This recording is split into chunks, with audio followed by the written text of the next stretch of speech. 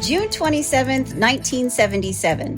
Elisabeth Congdon, heir to a copper and iron ore fortune, is murdered in the family mansion in Duluth, Minnesota. Also murdered, her unsuspecting night nurse. What happened after is a mystery many think is solved, but is it? The real question is, how far will a family member go to acquire money? This is the mysterious homicide at Glensheen. Family fortune, greed, and murder. Hey, y'all, I'm Chris Calvert. And I'm her husband, Rob Pottor. Welcome to Hitch to Homicide. For better or worse. Till death do us part.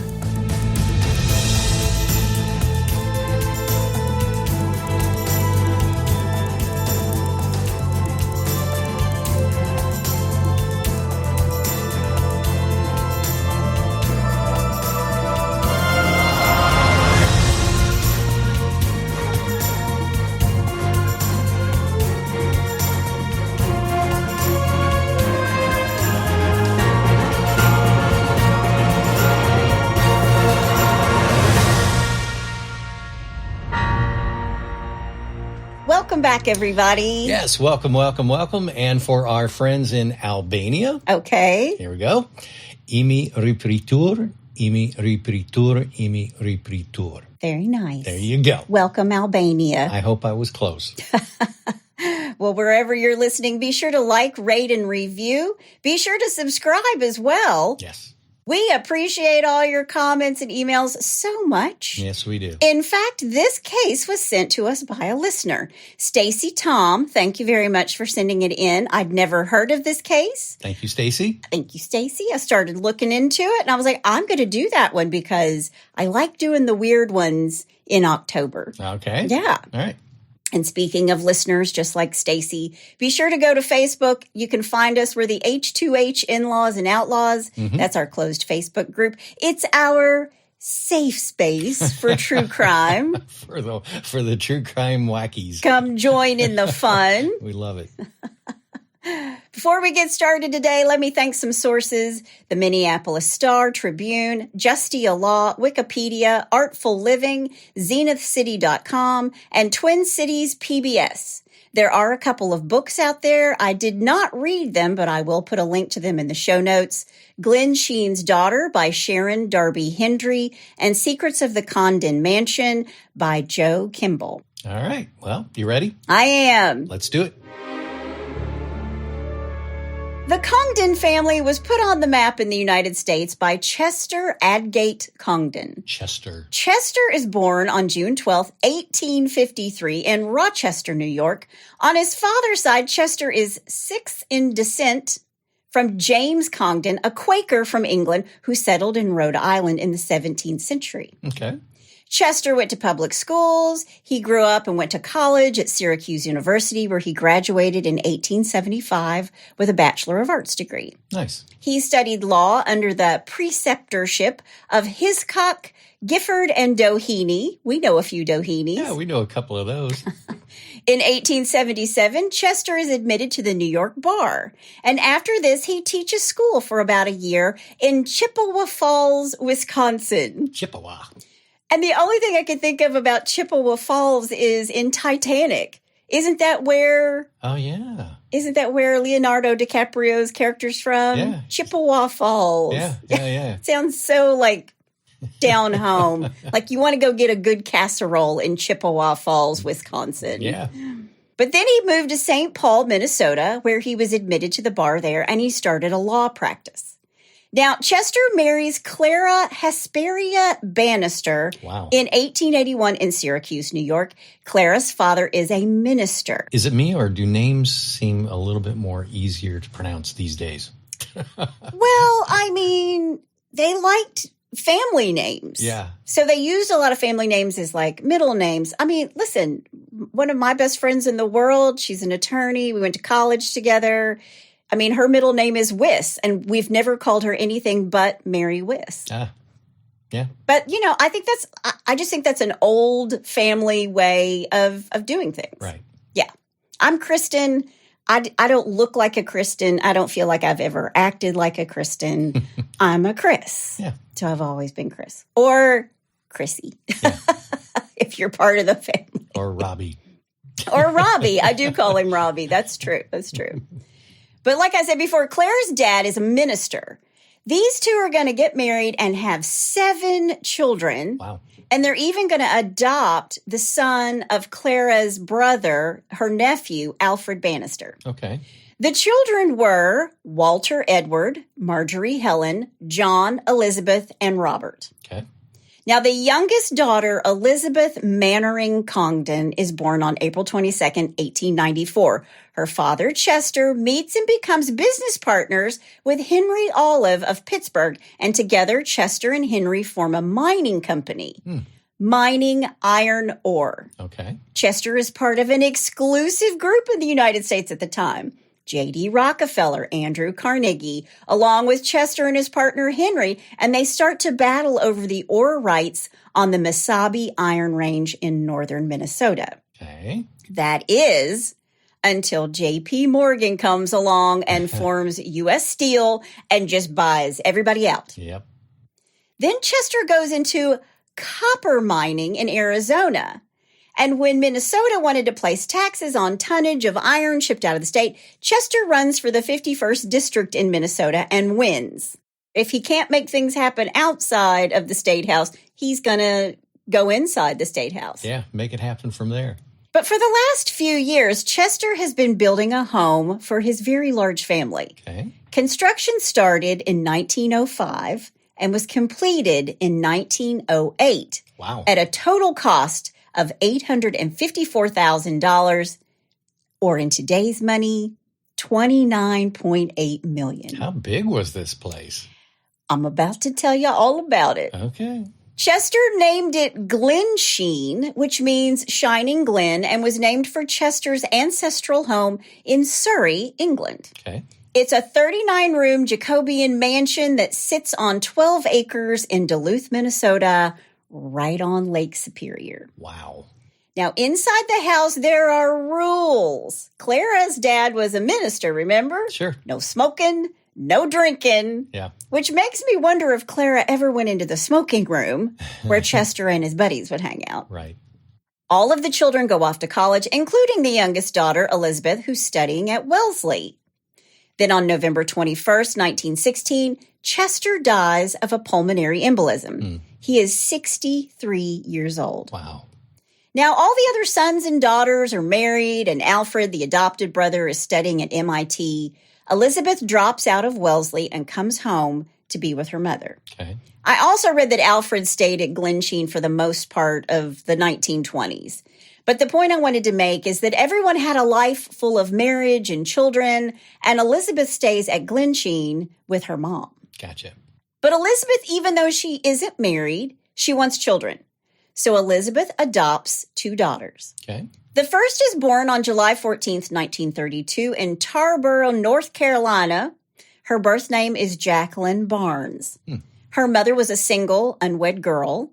Elizabeth adopted the little girl in October of 1932 and changed her name to Marjorie after her older sister. Oh.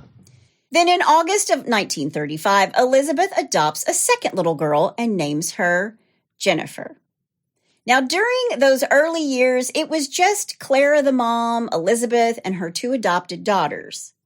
The girls both attend Dana Hall School in Massachusetts, so they're sent away to boarding school. The younger sister, Jennifer, thrives, but Marjorie's a little bit of a problem. She liked to steal from stores, even though she had whatever she wanted or whatever she needed. Wow. Yeah.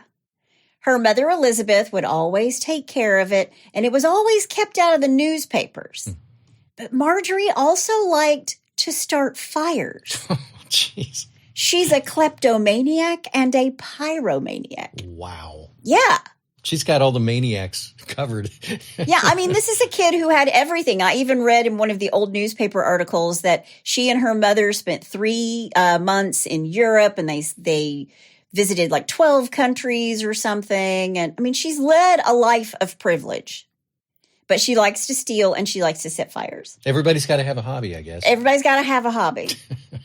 In 1949, at the age of 17, Marjorie is diagnosed at the Miniger Clinic in Topeka, Kansas as a sociopath. Wow.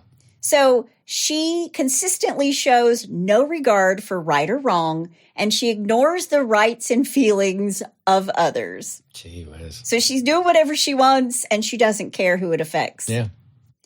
A year later, on July 12th, 1950, Chester's wife Clara passes away at the age of 96. Wow. Now, by this time, the Congdon family has given so much to the community of Duluth, Minnesota. There's a Congdon Park, a Congdon Boulevard, and even a Congdon school. Hey, let me go back just for a second. When did her mother die? 1950. 1950. Yeah, I mean, 96. That even in 1950. That's a long life. Yeah. Yeah. Yeah, she was born in the late 1800s. Yeah, that's crazy. Yeah. Wow. 96. Good genes.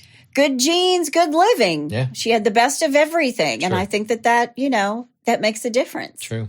But at the age of 19, Marjorie marries a man named Richard Leroy at Glensheen Manor. Okay. And although Marjorie and her sister aren't close, to make their mom happy, these two stand as maids of honor for their weddings. All right. Richard is an accountant. They moved to Minneapolis. And over the next 20 years of marriage, Marjorie and Richard will have 7 children. Wow. This is a prolific crew. Yeah. Yeah. Yeah. But even though Richard was a successful accountant and Marjorie has a trust fund, Marjorie doesn't have enough money for all of her excessive spending. Really? Yeah. Wow. She liked the kids to have all these matching outfits. And they had dozens of boots and skates, and her kids were big into ice skating competitions, and horses and horse shows, neither of which are cheap. Yeah. In fact, I mean, I was a dance mom. We were dance parents. Oh my gosh, just go throw money out the window for dance competition. Exactly. and all the travel and, the same thing with, traveling baseball and traveling lacrosse. We did all of those things. Yep. We wouldn't trade it for the world, but let me tell you, they're all expensive. We had our eye on a loaf of bread every once in a while. Just kidding. That's right. Kids in school, paying for everything. Yep. They turned out okay. They did. We'll take them. They turned out okay. Yep. But there's another ice skating family that Marjorie is close to, the Hagen family, Wally and Helen. That's called foreshadowing. Uh-oh.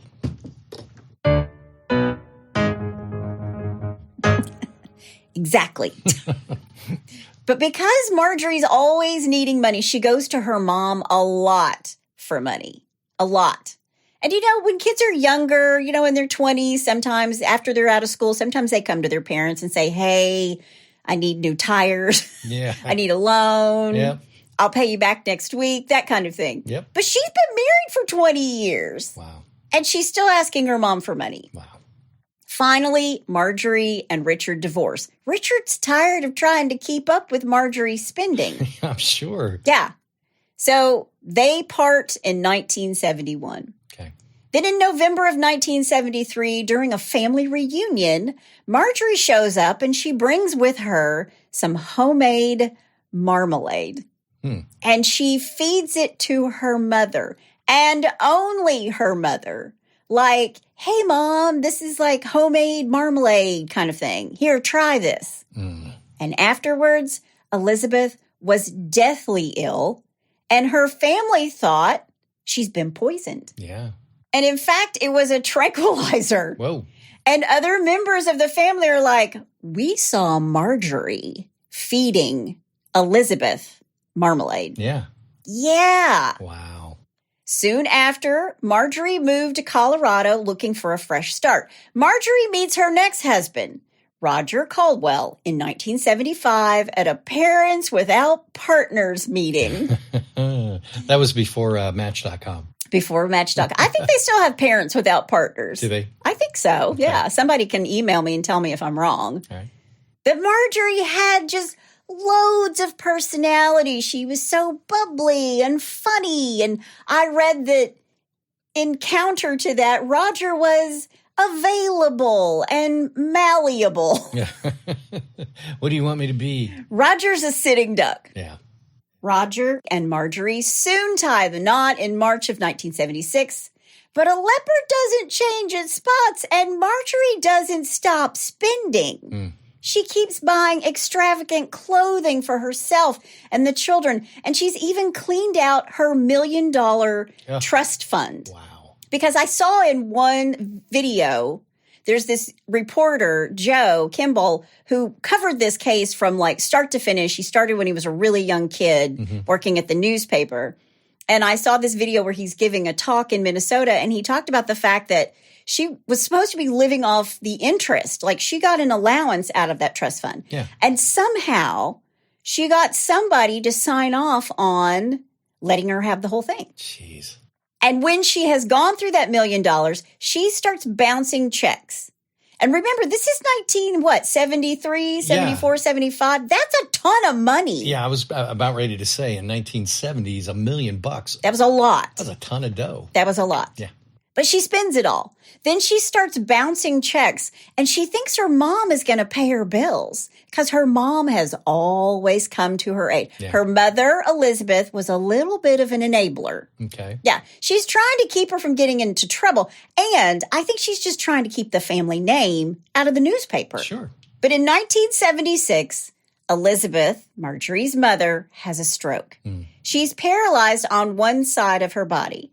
Now, remember, Elisabeth has never married, and she's the sole person who lives in Glensheen. Right. She lives in the Congdon Mansion by herself with a staff. Okay. Now, in 1968, the trustees and the family decided to donate Glensheen to the University of Minnesota. Okay. But Elisabeth is allowed to live there until the end of her life. So is the university covering all the costs? No. The family still owns it. They've gifted it. Okay. And when she's gone, But who's paying for the staff and all that stuff? the Congdon family. Okay. Yeah, the Congdon family is still paying for the staff as long as she's there. Gotcha. But when she passes away, the house goes to the mansion and the 39 acres go to the University of Minnesota. And to this day, that's who owns it. Okay. Got it. Now, by the spring of 1977, Roger and Marjorie are dead-ass broke.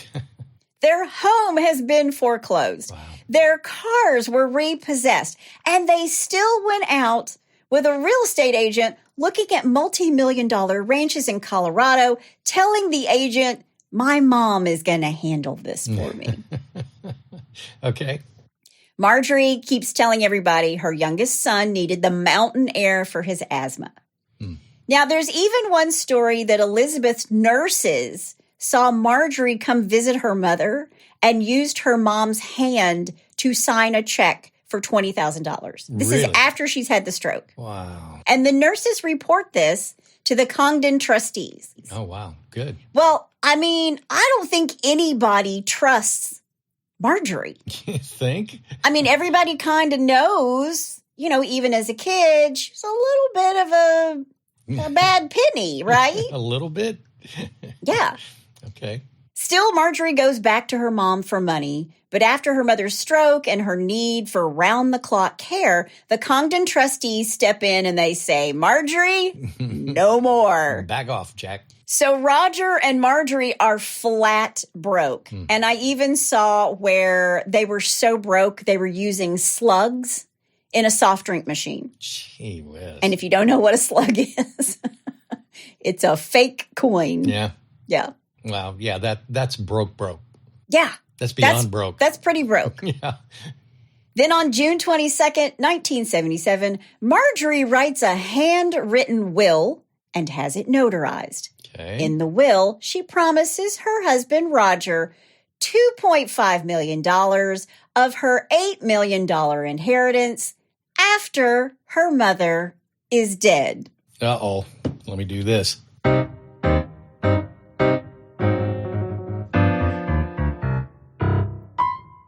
Something's afoot at the Circle K. It is. Yeah. Oh.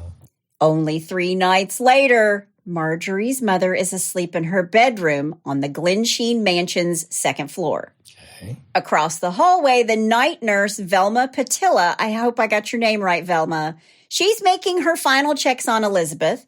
Velma wasn't the usual night nurse. In fact, she had been Elisabeth's day nurse for years, and she and Elisabeth were really close. But Velma had just retired the month before because she wanted to play more golf and she wanted to visit with her grandchildren. Okay.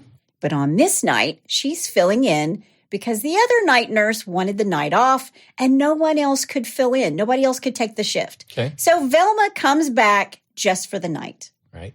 And interestingly enough, her husband, he did not want her to take this night shift. He didn't like her working at night. Now, from this point on, everything that happens is a little bit of a mystery. At some point in the night, the killer came into Glensheen Mansion. Police will later find a broken window in the billiard room on the first floor of the house, but the killer might have come through the front door. In the middle of the night, this killer goes upstairs to the bedroom level. Velma hears him, stops him on the landing of the grand staircase. I'm using him, not knowing if it's a him or a her. I'll let you figure that out. Okay. She confronts him. She fights with him. He punches her in the face, and as she's clawing and fighting him, he picks up a brass candlestick holder and beats her with it until she is quiet. Wow. He beats her until she's dead. Wow. Then in Elisabeth's room, he holds a pillow covered in a silk case over her face until she's dead, which takes about 5 minutes. Gee whiz. This happens for 5 minutes until she's no longer struggling. Now, remember, she's had a stroke, so she can't fight anybody off. Right. Then he rummaged through a closet and her nightstand. He takes some jewelry. He puts it in a basket. Then he takes a diamond ring from Elisabeth's finger and a gold watch from her wrist. But before he goes, he takes a gold Byzantine coin from Elisabeth's dresser. Okay. He is covered in blood from Velma, so he washes his hands and his face in the small bathroom across the hall from the bedroom, and he leaves blood in the bathroom, but no fingerprints. Then the killer rummages through Velma's purse, finds her car keys, goes out the front door, leaving it unlocked, and drives away. Okay. The next morning, the day nurse, Mildred Garview, arrives for work at 7 a.m., and she's really surprised because the front door is unlocked. Or as we say in our house, you left that wide open, which doesn't mean that it's open. It just means it's unlocked. Yep. You left that door wide open. She stops first in the kitchen to see the cook. Then she starts up the stairs and she sees Velma lying on the window seat at the landing of this grand staircase. And at first Mildred's like, is Velma asleep in the window seat? Yeah. But as she gets closer, she realizes that there's blood all over the wall and that Velma is dead. Wow. Then she rushes into Elisabeth's room. The pillow is still on Elisabeth's face. She sees that the room's been sort of pilfered through. There's jewelry on the floor. She rushes downstairs and calls 911. She and the cook are thinking the killer might still be in the house. So they stay on the line with them until the police arrive and they can go through the house room by room. Right. Now, 3 days later, all of Elisabeth's family shows up to get ready for the funeral, including Roger and Marjorie. Roger has cuts and bruises on his face and hands, and his right hand is swollen. Marjorie tells the family that Roger was kicked by a horse. Yeah. Okay. Now, police know from Velma's body that she was punched in the face, and when police see Roger and they see Roger's hands, they shake it and squeeze it really tight on purpose because they want to see if he's going to wince. Right. And guess what? He winces. He did. Yeah. And you have to know that in a family where there's so much money and so much power, the police are looking at the family for sure. So they cover all the usual stuff and they run with the idea that it's a botched burglary.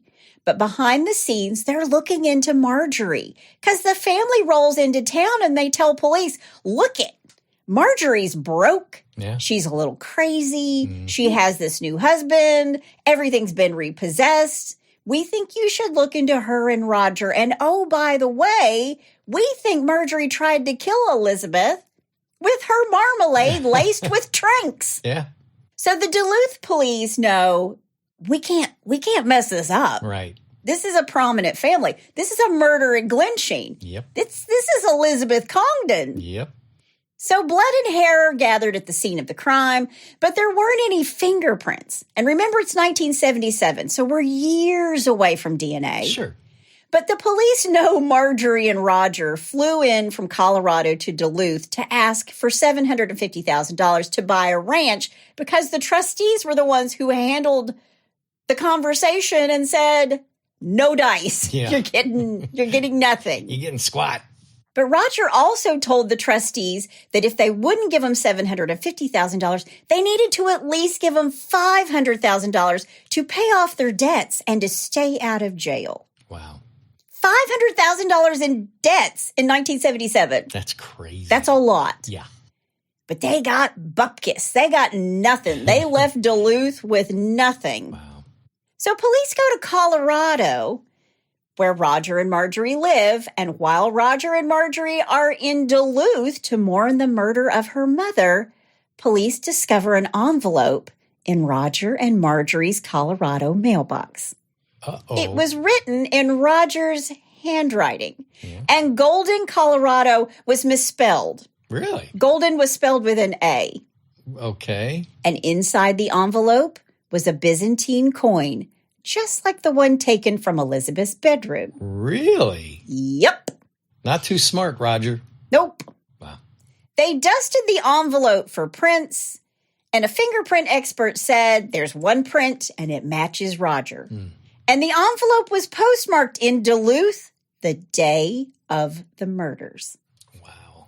The hair found at the house closely matched Roger's, and some of the blood matched Roger's blood type. Again, remember, they can be like, well, this looks like the same color hair as Roger. Right. And the blood type does match Roger, Sure. but that's not DNA. Right. When they searched Roger and Marjorie's hotel room right after the murders, that's right. Remember, their house has been foreclosed on. They're living in a hotel. Jeez. They find in their room jewelry that was extremely familiar to what was stolen from Elizabeth's room. Wow. But Marjorie says, Mom and I owned lots of jewelry that was identical. And I read that and I thought, Yeah. but my sister and I and my mom, my late mom, we all had jewelry that was identical.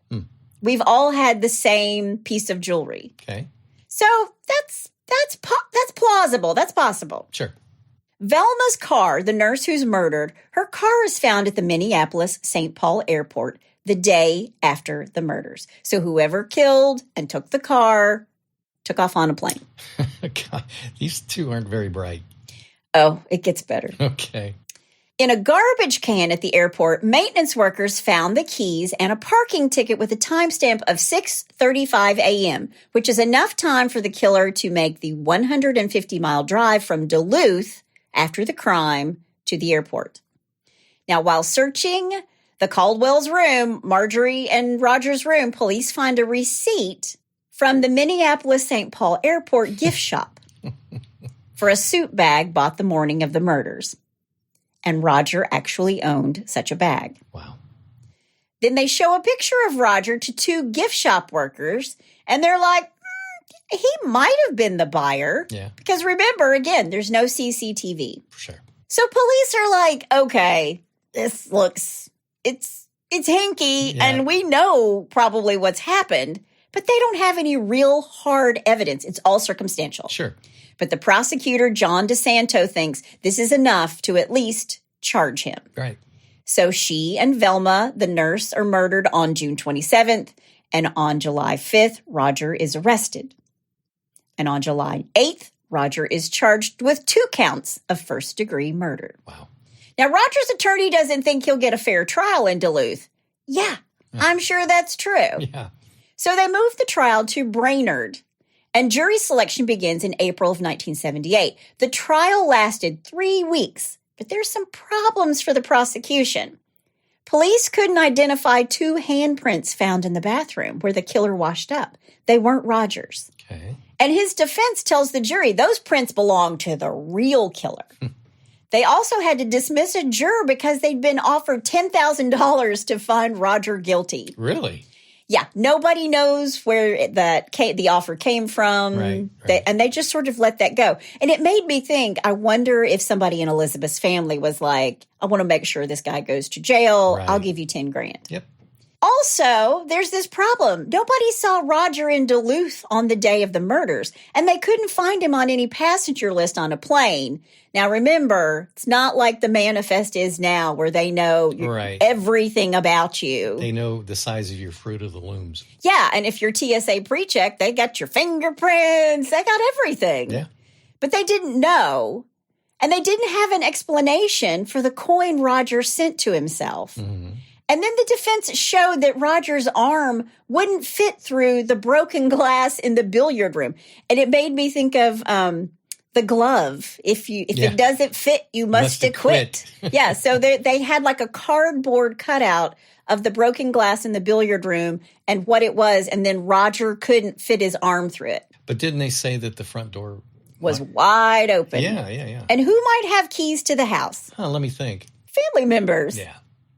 Roger didn't testify, and honestly, as you have already said, he is not the brightest crayon in the box. When it was all said and done, 500 pieces of evidence were shown and 109 witnesses took the stand. The jury deliberated for 2.5 days and found him, you want to take a guess? No idea. Guilty of murder 1 and sentenced him to 2 consecutive life sentences with a minimum of 35 years behind bars. Wow. This conviction gave John DeSanto, the prosecutor, confidence to go after Marjorie. Yeah. They didn't have anything on her per se, but they knew there's no way that Roger masterminded anything. Yeah. Roger can barely mastermind going to the bathroom. They think it's Marjorie. Yeah. And they don't want to charge her with the murder, but with the planning of the murders. Accessory. Now, again, it's all circumstantial because people saw her in Colorado on the day of the murders. She's 800 miles away. Sure. But no one seemed to think that Roger was capable of planning or doing any of this on his own. He didn't know Glensheen Manor. He didn't really know his way around. Right. But Marjorie did. She grew up there. Marjorie hires a man named Ron Meshbesher, and I guess they called him Mesh. Okay. He's a defense attorney, a guy who's really good at getting guilty people off. Okay. Marjorie's trial was moved to Hastings, also moved out of Duluth. Meshbesher found an expert who would say that the fingerprint on the envelope was not Roger's. And they found a witness in Colorado who said she'd actually seen Roger in Golden that day. She saw him in Golden, Colorado that day. Really? And then there's Marjorie. Marjorie sits at this table during this trial, okay? She's knitting. Wow. She knits during this trial. Okay. Yeah. She knits the whole time. I'm thinking if I were being accused of being an accessory to murder, I wouldn't be knitting. If she wasn't knitting, she had a book nearby. She was always smiling. She was charming. She spoke with reporters. And during the breaks, she would smile at the jurors as they were coming in and out. It's like the musical Chicago. A little bit. A little bit. Yeah. Then on her attorney, Ron Meshbesher's birthday, Marjorie made a birthday cake. And she offered it up to the prosecution, John DeSanto. She was like, here, John, would you like some birthday cake? Oh, and when he says, no, thank you, Marjorie says, don't worry, I didn't put any marmalade in it. Oh, my, what? Yeah. Gee whiz. She's got some stones. Yeah, Marjorie's got balls, man. Man. Marjorie's defense was that somebody else committed the murders and Marjorie and Roger were framed, or at the very least, Roger had done this all on his own. Yeah. The jury deliberated for 10 hours and found her not guilty. Oh, jeez. They liked her so much that when the jury decided to get together and have a little party after everything is over. Tell me they did invite her. They invited Marjorie. Oh, man. Wow. And because of everything that happened in Marjorie's trial, Roger's attorney files an appeal. And in August of 1982, the Minnesota Supreme Court overturns Roger's conviction. What? And they order that he has a new trial. Because remember, her attorney, Meshbesher, comes in and says, here's our expert. This is not Roger's fingerprint. Yeah. And they are being framed. Wow. Now, it's important to know that while Roger is in prison from 1978 to 1982, Marjorie visited him once. She visits him one time in more than 5 years, in over 5 years. Because that's true love right there. Till death do us part. But in Duluth, they know there's going to be a new trial, and this is going to be a problem because witnesses are gone, some are dead. Yeah. They let Roger out, and he goes back to Latrobe, Pennsylvania, where he was actually from, and he's waiting for his new trial. Okay. But since they don't think they have a case, they decide they're going to strike a plea with Roger. If he would confess, they would give him just 1 more year in prison. And he's like, no, I might not be the brightest crayon in the box, but I'm out right now. Yeah. And I'm not going to confess and go back for another year. Yeah. So they offer him time served if he would plead guilty and sign a confession. Okay. And Roger says, no. Okay. Oh, he does? Okay. I'm done. Time served. I'm finished. I also read where this was all planned out and done like either on a Friday afternoon or a Saturday morning of a long holiday weekend. Okay. So nobody was really around and the newspapers weren't really there to report on it. So people could be just outraged over the whole thing. They just sort of like slipped it all in, right? Watch this hand over here while we do this over here. Yeah. Yeah. It's a little bit like Congress or whatever, you know, in the middle of the night on, 2 a.m. they pass this bill. Right. Yeah. So on July 5th, 1983, Roger gives a confession. He said that he was drunk, that he waited outside the mansion, broke in and killed Elisabeth and Velma. He said he couldn't remember much because he was so wasted and he didn't have a plan. And even though Marjorie couldn't be tried again, double jeopardy, he still didn't implicate Marjorie, the woman who only came to see him one time in prison. Now, in 1981, after her acquittal, Marjorie marries Wally Hagen in a North Dakota civil ceremony. Problem is, she's still married to Roger. Yeah, I was going to say, did she divorce him? Or Nope, not yet. Wow. But Marjorie had known Wally and his wife, Helen, from their kids when they were skating competitively together. Okay. And not long after Marjorie is found not guilty, Helen, Wally's wife, is diagnosed with Alzheimer's, and she's put into a nursing home. Then just days after she arrives there, Helen lapses into a coma, and 3 days later, she dies. The last person seen with Helen before she goes into a coma? Marjorie. Yeah, gee whiz. And soon after, Marjorie and Wally are inseparable, and after they're married, a house that they had just sold in Minneapolis, St. Paul, burned to the ground on the night they moved out. Now, I read where she didn't want to sell this house. She loved this house, but they sold it anyway. And on the night they moved out, goes up in flames. Wow. Marjorie still owed money on this mortgage. And in January of 1984, Marjorie was found guilty of arson and sentenced to 21 months in Shakopee Women's Prison. Wow. And Roger wasn't doing very well by this time. He was really overweight. He was an alcoholic. He was really drinking himself to death. He was living off of welfare. And in 1988, Roger actually committed suicide by cutting his wrists with a steak knife. Ooh, wow. He left a suicide note saying, I didn't kill Velma and Elisabeth. So the whole being kicked by the horse and all that they bought, okay, whatever, Roger. Hang on, because eventually, DNA is a thing. Oh. So hang on. Okay, all right. But in his suicide note, he says, I didn't kill him. Yeah. But back to Marjorie, police uncover these other fires that Marjorie set when she was growing up. And her attorney, Ron Meshbesher, couldn't get her off this time. Yeah. And that's why she was convicted to those 21 months in the women's prison. All right. But only 20 months later, she's out and she and Wally moved to Arizona. They lived in an RV close to the Mexican border. Now, by this time, Wally has cancer, and she tells people they were going to Mexico to buy drugs for his cancer. Okay. But soon after they moved there, these empty houses and garages around them began catching on fire. Oh, no. Police think it's a bunch of kids until Marjorie starts fighting with her next-door neighbor, a guy who worked for the Border Patrol. Okay. She accuses him of throwing garbage in her yard and of agitating her dog. Just makes me think of all, like, the Karen fights. Sorry if your name's Karen. Yeah.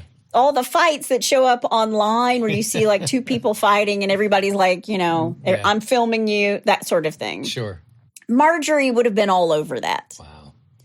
But one night, this Border Patrol agent, the next-door neighbor, he sees a bottle with a rag hanging out of it sitting on one of his windowsills. Good Lord. And he calls the police, and they stake it out because they've had all these fires happen. Yeah. And they're waiting for kids to show up. But kids didn't show up. Let me guess who showed up. Somebody comes in and lights it, turns and runs away. The police chase after them. It's Marjorie. Yeah. Yeah. Surprise. So back to prison she goes. This sentence was for 15 years. Wow. But after she's sentenced, she asks the court for 1 day. 1 day to move her very ill husband, Wally, into an assisted living facility. Right. And in that 1 day, she manages to kill him. Wow. Well, you decide, because here's what happened. Okay.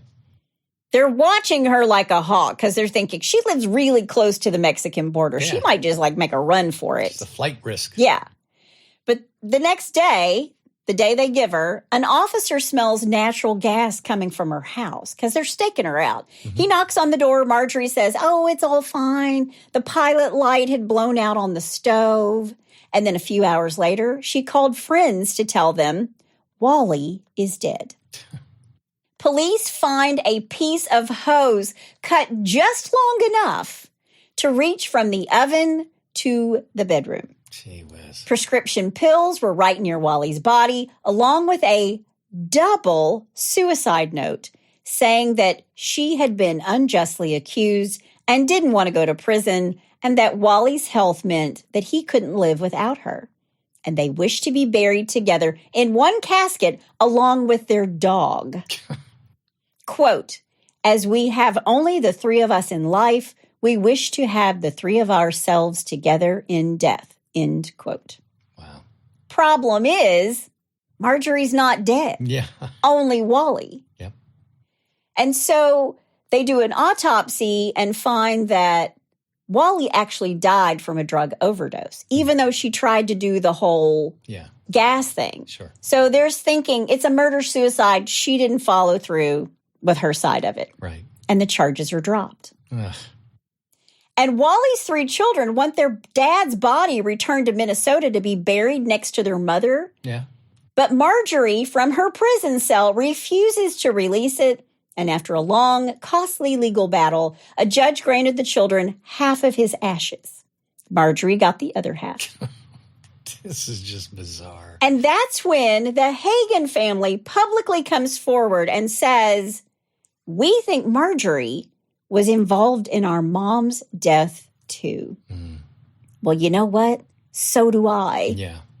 In 2001, it's time for Marjorie's parole hearing. 2 of Wally's children attend. It's in Phoenix, Arizona. Marjorie walks in a bright orange jumpsuit. She wants early release.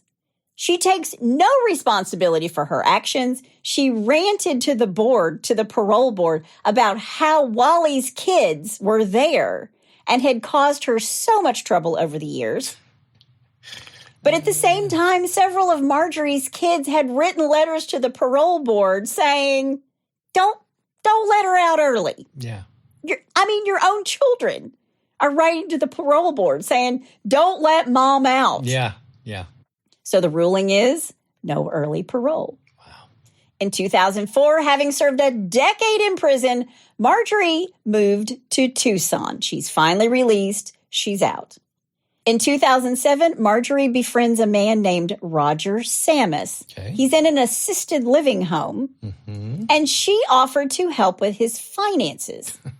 So he signs over power of attorney so she can pay his bills. Soon, he is dead. Yeah. But she kept writing checks to herself. Police tried to determine if his cause of death had anything to do with Marjorie, but Marjorie used her power of attorney to have him cremated right away. She was charged with fraud and forgery and sentenced to intensive probation.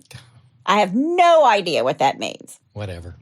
3 years later, Marjorie goes to court to try to get out of her probation so she could move into an assisted living facility. Okay. And the judge denies her request. Wow.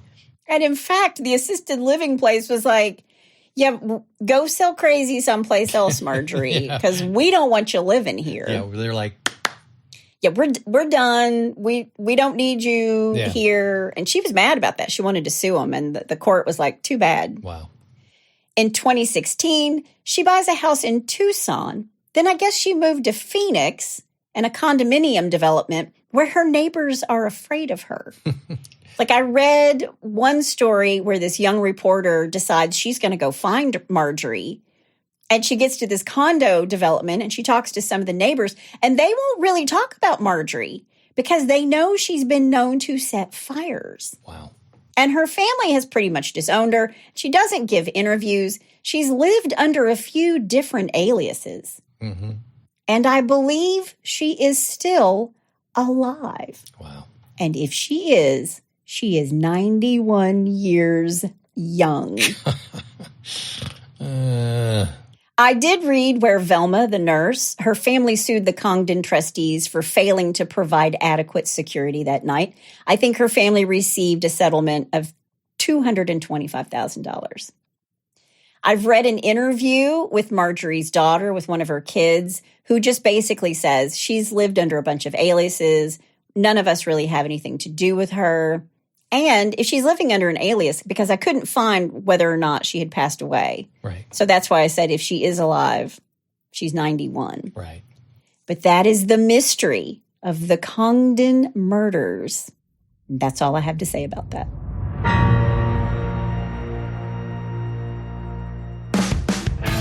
Hey, Hitch to Homicide listeners, the wait is over. If you're a reader or a fan of my Sex and Lies series, Book 10, Sex, Lies, and Rock and Roll is now available on Amazon.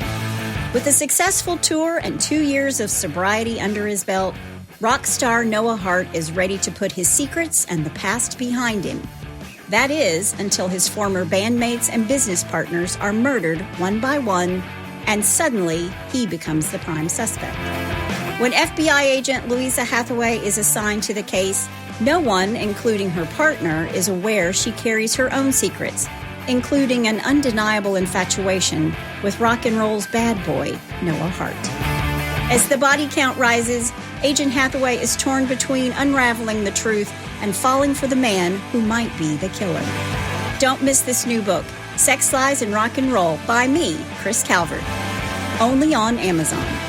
Rock and roll will never die, but it might kill you. You know, only a psychopath could start with a multi-billion-dollar family and end up living in a van down by the river. It's true. Wow.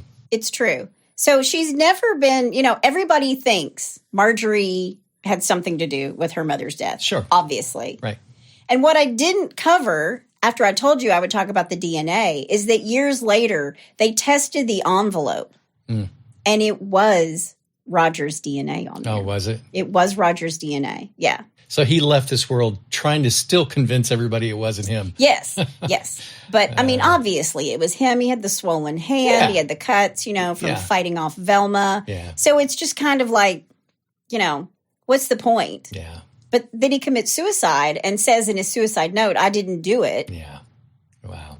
But he never implicates Marjorie. Yeah. Well, he wasn't too bright, let's face it. Well, he thought he was getting $2.5 million of her $8 million. Yeah. Yeah. And that was the end of that. Yeah. Well, speaking of not bright, let's move off from that and go to a little Bless Your Heart.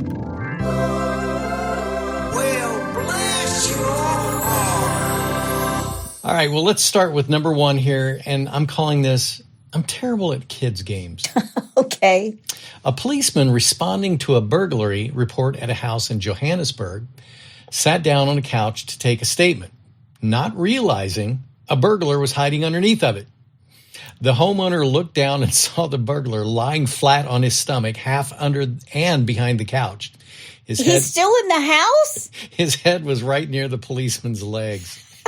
The policeman jumped off the couch and the man was arrested after handing back the stolen jewelry and a digital camera. Oops. Yeah. Okay, well, I'm going to do my best South African accent right now. Okay, All right? okay. All right. Quote, the police were so chuffed. They were in seventh heaven that they caught him. The whole thing was so bizarre, the homeowner told the Star newspaper. Just chuffed to bits. They were chuffed. Chuffed to bits. Just excited, just so happy. I know. Chuffed to bits. I actually had to look that word up because I had never heard chuffed before. Oh, I've heard chuffed to bits a lot. No, never have. So anyway. Okay, number two. You know, they may be very low, but I do have standards. Okay. One local thief had high standards, but poor follow-through. When Wellington Silva Oliveira robbed a cook, I love that name, robbed a cook taking his wallet and watch, he was upset to find the watch wasn't quite what he wanted. Oh, okay. Yeah, so he kept the money, but he returned the watch claiming it was a fake. Was it like a fake Rolex or something? Who knows? While the victim hurried to report the mugging to the police, Oliveira stopped by to play soccer at a nearby field where he was still playing when police arrived and arrested him. Oh, my gosh. Okay. Bless his heart. Bless his heart. I know. Imagine, the crook hands the watch back to you and says, I don't want this. This isn't good enough. This is a fake. I don't want this. All right. Do better, cook. Do better. All right. Number three. I don't have an ending to this, but I just thought it was funny. Surprise! One thief got more than he bargained for when he reached into a window of a parked car and snatched a tote. The bag belonged to professional snake catcher Brad McDonald. Inside was a highly venomous snake McDonald had just captured from an underground car park in Sydney. Gotcha. That is priceless. Karma's a bitch. Karma is a bitch. Oh my gosh. A snake. That's great. I love it. So there's your bless your hearts. Well, if you have a bless your heart or you know somebody's heart who needs blessing. Yes. Go to hitchtohomicide.com. There's a pull-down menu where you can also suggest a case. Yes. Just like this one was suggested today. Right. That's all we have today. That's my amazing husband out there. And that's my beautiful bride in the booth. With Scotty. Yes. Join us next time on Hitch to Homicide. Bye, y'all.